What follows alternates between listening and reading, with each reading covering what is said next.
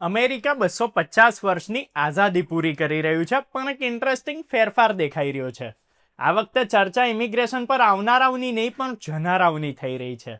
Record સંખ્યામાં US citizens હવે દેશ છોડીને બીજા દેશોમાં જઈ રહ્યા છે.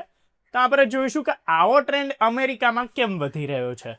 તો પ્રેસિડેન્ટ ડોનાલ્ડ ટ્રમ્પની પોલિસીઝની અસર પણ શું કહેવાય રહી છે. યુરોપ કેમ નવું ફેવરેટ ડેસ્ટિનેશન બની રહ્યું છે અમેરિકન સિટીઝન્સ માટે, અને આ ફેરફારની અસર અમેરિકામાં રહેતી ઇન્ડિયન કમ્યુનિટી પર કેવી રીતે પડી શકે છે. સાથે જ આપણે લીગલ રૂલ્સ પણ સમજીશું કે યુએસ સિટીઝન કે ગ્રીન કાર્ડ હોલ્ડર્સ જ્યારે દેશ છોડે છે તો કઈ બાબતોનું ધ્યાન રાખવાનું હોય છે. તો લેટેસ્ટ આંકડા પ્રમાણે કેટલાય દેશોની resident permits, property purchase data અને સ્ટુડન્ટ એનરોલમેન્ટ રેકોર્ડ્સમાં અમેરિકન્સની સંખ્યા સ્પીડમાં વધી રહી છે. ગયા વર્ષે પહેલીવાર ગ્રેટ ડિપ્રેશન પછી એવું થયું કે જ્યારે યુએસથી બહાર જનારાઓની સંખ્યા આવનારાઓ કરતાં વધારે રહી. ટ્રમ્પ એડમિનિસ્ટ્રેશન એને સ્ટ્રિક્ટ ડિપોર્ટેશન ડ્રાઈવ અને ટાઇટ વિઝા રૂલ્સની અસર કરી રહ્યું છે, પણ ગ્રાઉન્ડ લેવલ પર રીઝન્સ કેટલાય બધા છે. ઇન્ટરવ્યૂમાં કેટલાય અમેરિકન્સે કહ્યું કે ભાઈ હાઈ લિવિંગ કોસ્ટ, હાઉસિંગ અને હેલ્થકેર એક્સપેન્સીસ, વાયોલેન્ટ ક્રાઇમની ચિંતા અને પોલિટિકલ ડિવાઇડથી થાકી જવા જેવા રીઝન એમને બહાર જવા માટે મોટિવેટ કરી રહ્યા છે. રિમોટ વર્ક કલ્ચરનો રોલ પણ બહુ મોટો છે. તમે પ્રોફેશનલ યુએસ સેલેરી કમાતા યુરોપ જેવા દેશોમાં લોઅર કોસ્ટ લાઇફસ્ટાઇલ એન્જોય કરી શકો છો. સ્ટ્રોંગ યુએસ ઇન્કમ અને સ્ટોક માર્કેટ ગેઇન્સે પણ રિલોકેશનને એકદમ ઇઝી બનાવી દીધું છે. કેટલાય લોકો રિમોટ જોબ કરતા પોર્ટુગલ, સ્પેન, જર્મની કે પછી આયર્લેન્ડ જેવા દેશોમાં શિફ્ટ થઈ રહ્યા છે. ડેટા કહે છે કે યુરોપિયન યુનિયનના લગભગ દરેક 27 મેમ્બર સ્ટેટ્સમાં અમેરિકન્સની એન્ટ્રી રેકોર્ડ લેવલ પર થઈ રહી છે. પોર્ટુગલમાં પેન્ડેમિક પછી અમેરિકન્સની સંખ્યા 500%થી પણ વધારે વધી છે. સ્પેન અને નેધરલેન્ડ્સમાં પણ છેલ્લા 10 વર્ષમાં અમેરિકન પોપ્યુલેશન લગભગ ડબલ થઈ ગઈ છે.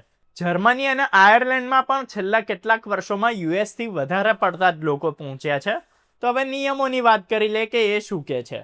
તો યુએસ સિટીઝને બીજા દેશમાં રહેવા માટે એ દેશના વિઝા કે રેસિડન્સ પરમિટ લેવાની હોય છે.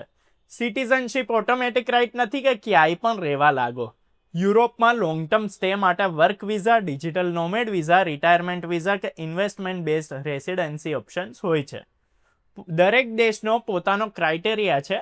એમાં એક મહત્વનો લીગલ પોઈન્ટ યુએસની ટેક્સ સિસ્ટમથી જોડાયેલો છે. યુએસ સિટીઝન્સ વર્લ્ડવાઇડ ઇન્કમ પર ટેક્સ લાયબિલિટી ધરાવે છે, ભલે ને કોઈ પણ દેશમાં રહેતા હોય. ફોરેન અર્ન્ડ ઇન્કમ એક્સક્લુઝન અને ટેક્સ ટ્રીટી જેવા પ્રોવિઝન્સ પણ છે, પણ એન્યુઅલ ટેક્સ ફાઇલિંગ જરૂરી હોય છે. કેટલાય અમેરિકન્સ રિલોકેશનની પહેલા ટેક્સ એડવાઇઝર્સને કન્સલ્ટ કરી રહ્યા છે કે એટલે પછી ડબલ ટેક્સેશનના ઇસ્યુઝ ના આવે. તો ગ્રીન કાર્ડ હોલ્ડર્સ માટે સિચ્યુએશન અલગ છે. જો કોઈ પરમેનન્ટ રેસિડન્ટ લાંબા સમય માટે યુએસ છોડે છે તો રેસિડન્સી સ્ટેટસ પર સવાલ ઊભા થઈ શકે છે. 6 મહિનાથી વધારે બહાર રહેવા પર રીએન્ટ્રી સ્ક્રુટિની થઈ શકે છે અને 1 વર્ષથી વધારે રહેવા પર સ્ટેટસ રિસ્કમાં આવી શકે છે, જ્યાં સુધી રીએન્ટ્રી પરમિટ ના લેવામાં આવી હોય. તો ઇન્ડિયન ઓરિજિન અમેરિકન્સ અને ઇન્ડિયન ઇમિગ્રન્ટ્સ માટે આ ટ્રેન્ડ અલગ રીતે ઇમ્પોર્ટન્ટ છે. કેટલાય ઇન્ડિયન પ્રોફેશનલ્સ યુએસમાં સેટલ છે, પણ રિમોટ વર્ક અને ગ્લોબલ મોબિલિટી ઓપ્શન્સના લીધે યુરોપ કે મિડલ ઇસ્ટ શિફ્ટ થવાનો ઓપ્શન જોઈ રહ્યા છે. જો કોઈ ઇન્ડિયન્સ યુએસ સિટીઝન છે તો ભાઈ એ ફ્રીલી રિલોકેટ કરી શકે છે, પણ ટેક્સ કમ્પ્લાયન્સ અને રિપોર્ટિંગ રૂલ્સ ફોલો કરવા પડશે. ઇન્ડિયન સ્ટુડન્ટ્સ અને H1B વિઝા હોલ્ડર્સ માટે આ ટ્રેન્ડ એક રિમાઇન્ડર પણ છે. યુએસ પોલિસી ડાયનામિક રહે છે. વિઝા સ્ટેટસ, વર્ક ઓથોરાઇઝેશન અને ઇમિગ્રેશન પાથવે સમજીને જ લોંગ ટર્મ ડિસિઝન લેવું જરૂરી છે. જો કોઈ યુએસ છોડીને બીજા દેશમાં જવા માંગે છે તો પહેલાં ત્યાંના ઇમિગ્રેશન રૂલ્સ, જોબ માર્કેટ અને હેલ્થકેર સિસ્ટમની જાણકારી લેવી જરૂરી હોય છે. પબ્લિક ઓપિનિયન પણ બદલાઈ રહ્યો છે. 2008ની મંદી વખતે સર્વેમાં દર 10માંથી 1 અમેરિકન દેશ છોડવા માંગતો હતો. અત્યારના સર્વેમાં એ 5માંથી 1 સુધી પહોંચી ગયું છે. એટલે હાલત કેટલી ખરાબ છે સમજી શકાય છે અને માઇન્ડસેટ શિફ્ટ પણ દેખાઈ રહ્યું છે. પણ રિલોકેશન ઇઝી ડિસિઝન નથી. લેંગ્વેજ બેરિયર, લોકલ લો, હેલ્થકેર ઇન્સ્યોરન્સ, પ્રોપર્ટી રૂલ અને રિટાયરમેન્ટ બેનિફિટ પોર્ટેબિલિટી જેવા મુદ્દા પણ સામે આવે છે. તો સોશિયલ સિક્યોરિટી બેનિફિટ એબ્રોડ મળી શકે છે, પણ કેટલાક દેશોમાં રિસ્ટ્રિક્શન્સ હોય છે. ઇન્ડિયન ફેમિલીઝ માટે મેસેજ એકદમ ક્લિયર છે કે ગ્લોબલ મોબિલિટી આજે પહેલાંથી વધારે પોસિબલ છે, પણ લીગલ પ્લાનિંગ વગર એક્શન લેવું રિસ્કથી ભરેલું રહી શકે છે. Visa category, tax duty, residence rule અને લોંગ ટર્મ સિટીઝનશીપ પ્લાન એમ બધા પર ક્લેરિટી હોવી જરૂરી છે.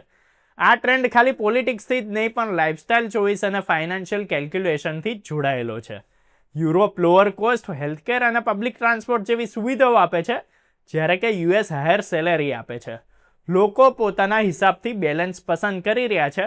ત્યારે જો ઇન્ફોર્મેશન પસંદ આવીએ તો લાઇક કરો, શેર કરો. આવા જ વિડીયોઝ માટે અમારી ચેનલને ફોલો કરો, સબસ્ક્રાઇબ કરો અર્બન ગુજરાતી.